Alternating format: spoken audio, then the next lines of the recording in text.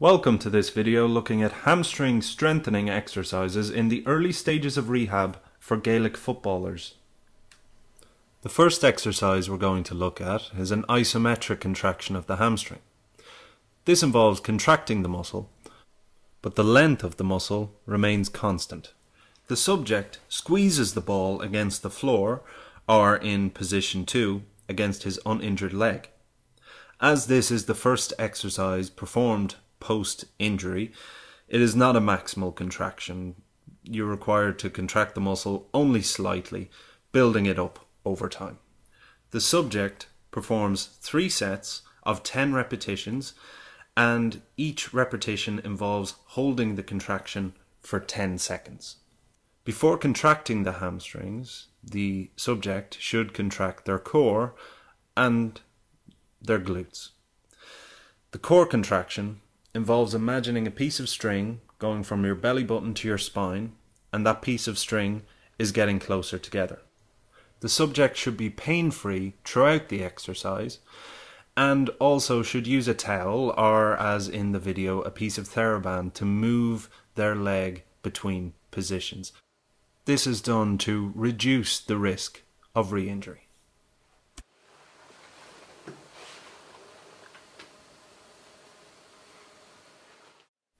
When the subject can perform all the sets and repetitions of the isometric contraction, we move on to concentric contractions of the hamstrings.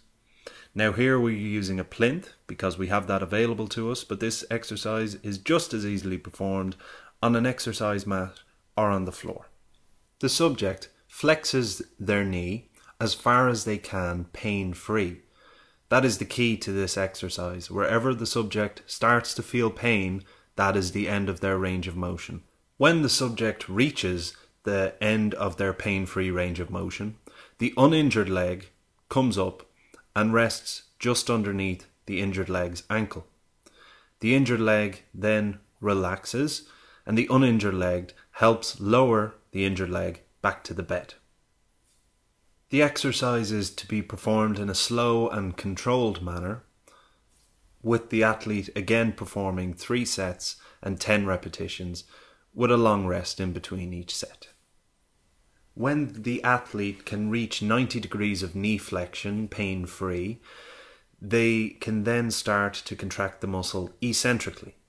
That involves lowering the leg in a slow and controlled manner back down to the bed without the aid of the uninjured leg.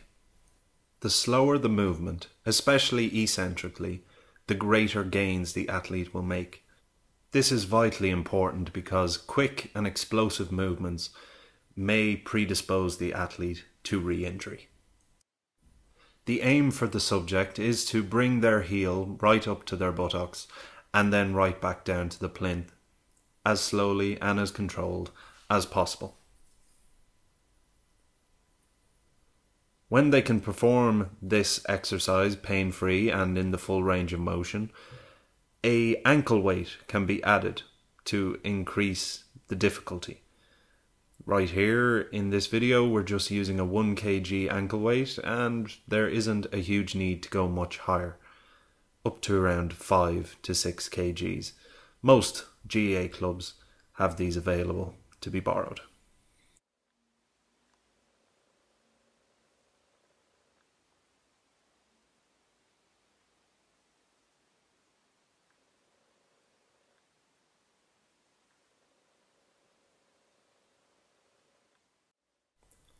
The last exercise in the early stage of rehab we're going to talk about is a partial weight-bearing range of motion exercise.